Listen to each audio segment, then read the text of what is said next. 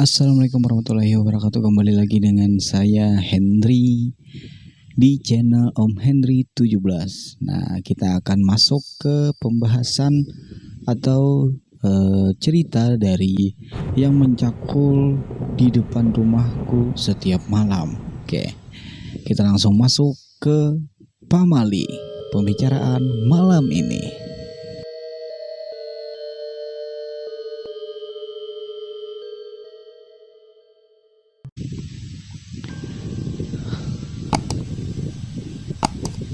Hari ini, seperti biasa, Mas Rio ada lembur di kantornya. Setelah aku bertanya tentang Mbak Dila kemarin, Mas Rio jadi bersikap cuek dan banyak diam kepadaku. Apa sefatal itu pertanyaanku sehingga membuat Mas Rio berubah sikapnya seperti itu?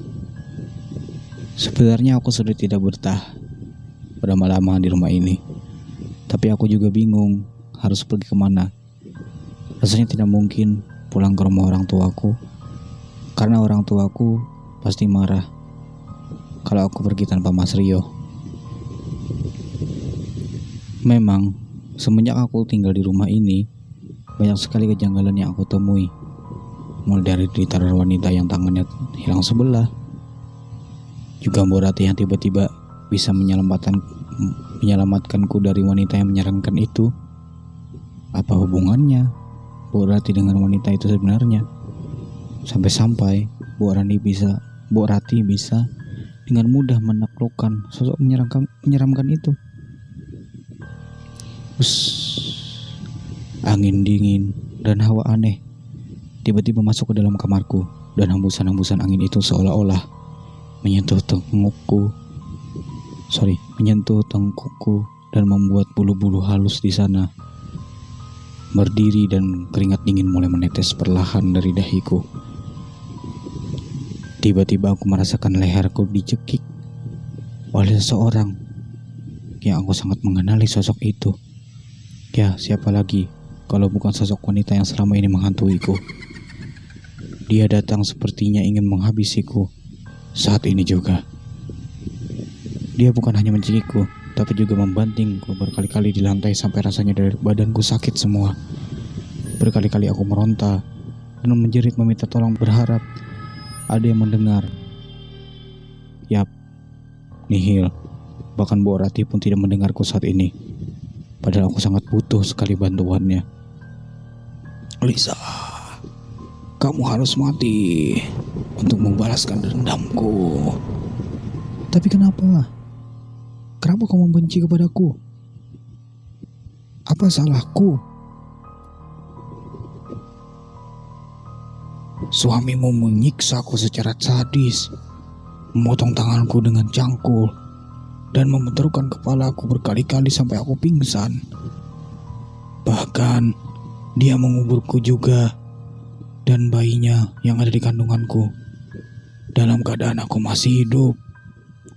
Tidak, Mas Rio tidak mungkin seperti itu, ucap Lisa. Seterusnya aku tidak tahu lagi apa yang terjadi karena badanku sudah habis-habisan dibenturkan oleh sosok itu. Sosok yang memfitnah suamiku dengan sangat kejam. Suamiku begitu baik dan lembut, mana mungkin dia bisa berbuat seperti itu? Oke, di sini Lisa masih belum tahu ya guys, karena sebelumnya tadi itu spoiler atau kisah lama diputar kembali gitu untuk melengkapkan cerita ini. Gelap, hanya itu yang aku rasakan. Aku tidak tahu apakah sekarang aku benar-benar mati atau masih hidup. Yang aku inginkan hanyalah seseorang yang bisa membantuku untuk pergi dari sosok misterius ini. Sosok yang sangat menakutkan dan sangat membenciku dan Mas Rio. Entah apa salah kami, dia begitu tega berbuat seperti itu kepadaku. Oke, bab 7 habis, kita lanjut ke bab 8. Panjang juga ini, bisa sampai 3 episode. Tadi gue kira ceritanya nih agak sedikit, karena dilihat dari bacaan itu agak bisa nyaman dibaca. Tapi kalau intonasinya agak kurang, nanti agak susah sama belepotan juga nih, karena baru pertama bikin channel. Oke, lanjut. Bab 8, Kisah dari Rio. Beberapa hari, tepatnya setelah istriku menanyakan soal Dila kepadaku, pikiran ini rasanya menjadi tidak tenang.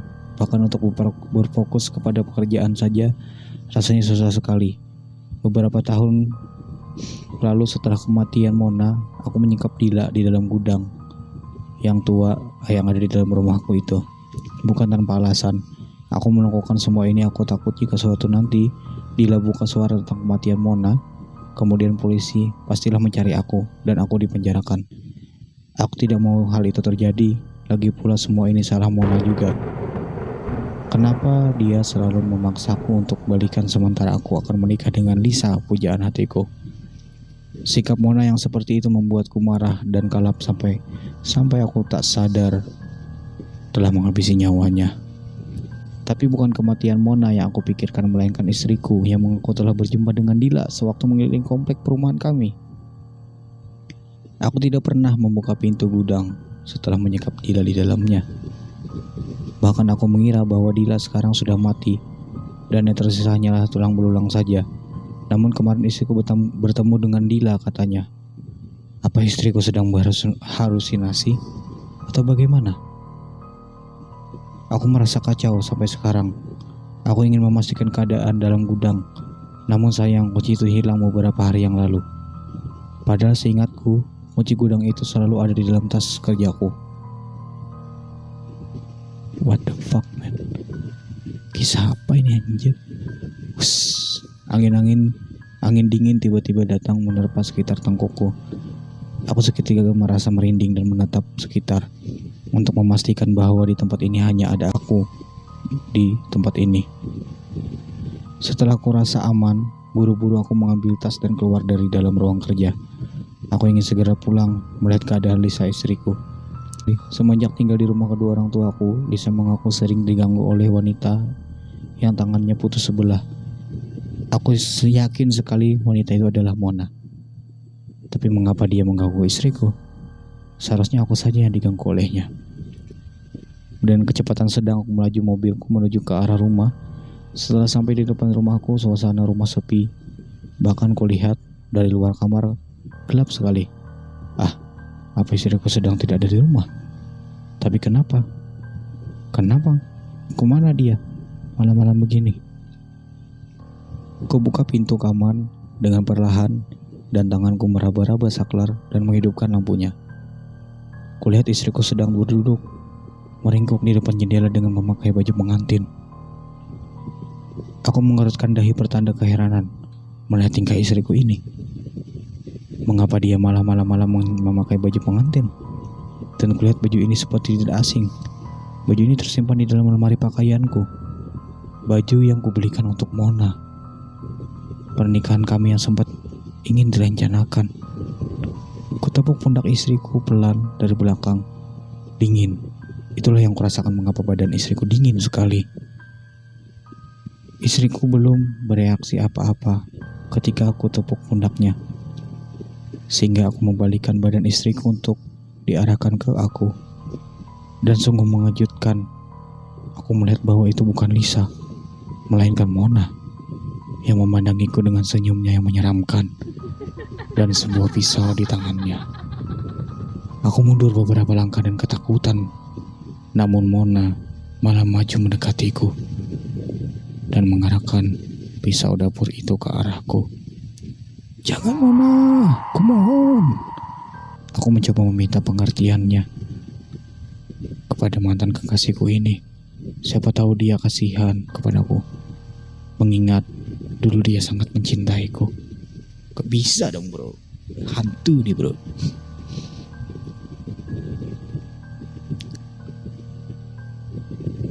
Rio, manusia biadab kau. Teganya kau menguburku yang masih hidup saat itu. Bukan hanya aku saja yang kau kubur, bahkan bayi yang ada di dalam kandunganku. Suara Mona menggelegar.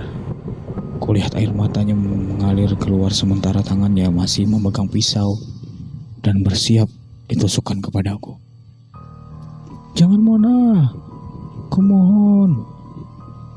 Sakiti saja aku, tidak mengapa, tapi jangan istriku juga. "Keluar kau dari badannya," ucap Rio. "Aku akan menghabisi kalian berdua, manusia biadab."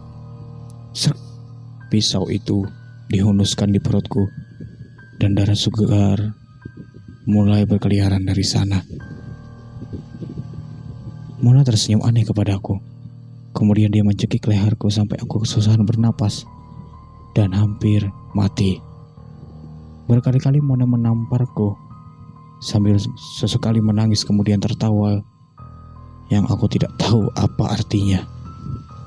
Beberapa saat kemudian aku lemas dan gelap.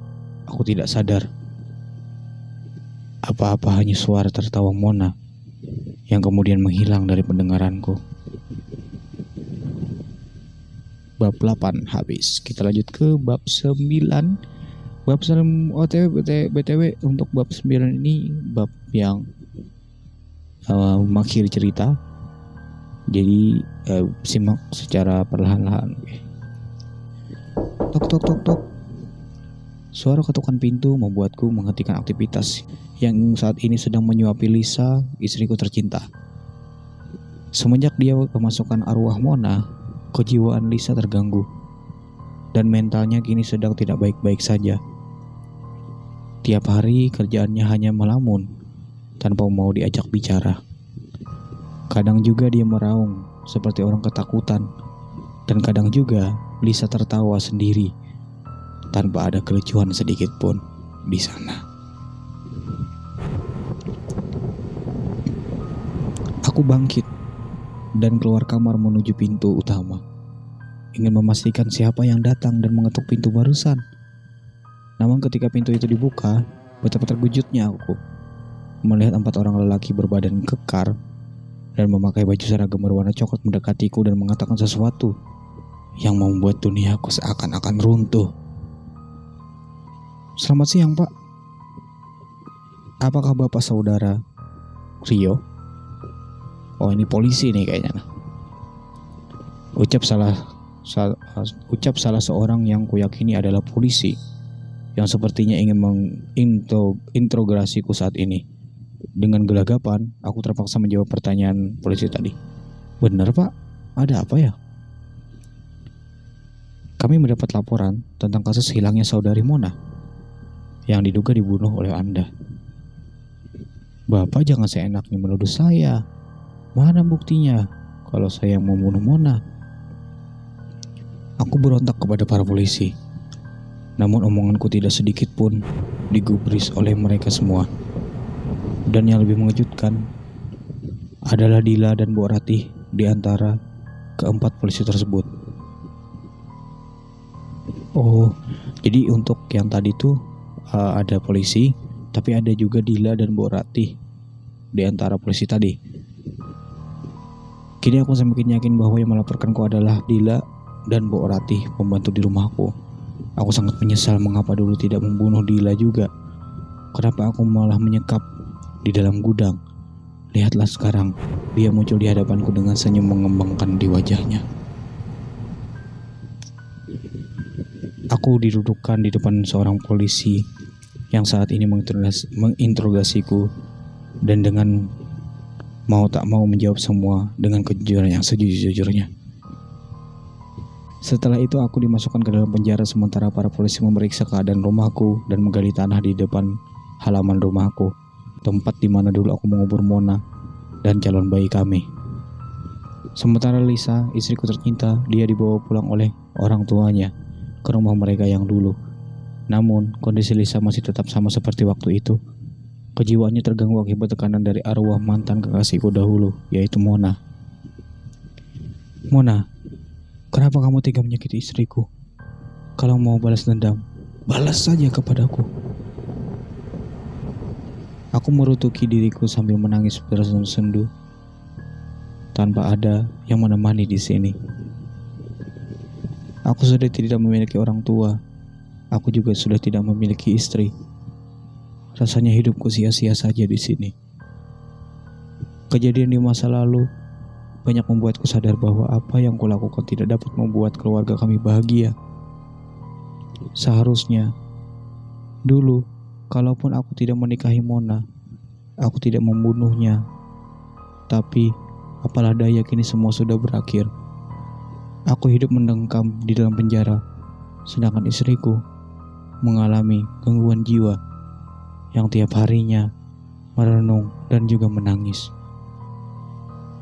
Dan di sisi lain, Bu Ratih juga anak angkatnya Dila tersenyum puas di tempatnya masing-masing. Oke, tamat. Sekian dari cerita Facebook yang berjudul Yang Mencangkul di Depan Rumahku Setiap Malam. Oke, jadi dalam rangkuman yang saya tangkap, karena ini langsung otodidak baca ya, mungkin jadi kita harus sampaikan juga. Dari sini mungkin kalau kita lihat si Lisa ini kan dijodohkan sama orang tuanya juga sama Rio. Jadi seluk-beluk keluarga ini mungkin dia nggak tahu, jadi wajar dia ingin tahu. Nah, dan anehnya si Lisa kenapa jadi diganggu gitu? Apa mungkin Mona udah, apa gara-gara Lisa mungkin ya, karena dia udah jengkel mungkin.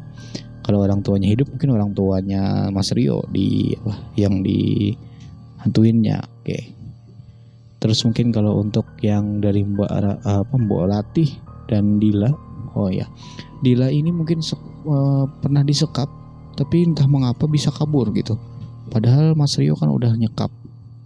Jadi mungkin kalau bisa dibilang Mbak Ratih nih yang ngeluarin. Nah, karena Dila ada, padahal kan kata Mas Rio dia disekap, nggak tahu mati atau enggak. Nah, itu masuk juga tuh di situ. Nah, terus terakhirnya endingnya ya Mas Rio mengakui kesalahannya karena dia udah dengan tidak sengaja sebenarnya membunuh Mona, karena dia terlantaran kesel karena Mona mungkin dia lagi berduka tapi Mona malah kata-kata yang tidak harus sepantasnya yang dilontarkan. Oke. Itu sih pendapat aku pribadi tentang cerita ini. Kita lanjut lagi ke cerita-cerita lainnya di Pamali pembicaraan malam ini, karena malam ini yang udah membaca ini kita jam segini. Oke. BTW itu foto anak. Ini jam 00.34. Oke. Jadi bagi kalian yang subscribe, terima kasih banyak.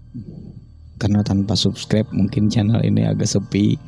Jangan lupa komen, like, dan share, dan subscribe terutama. Oke. Assalamualaikum warahmatullahi wabarakatuh.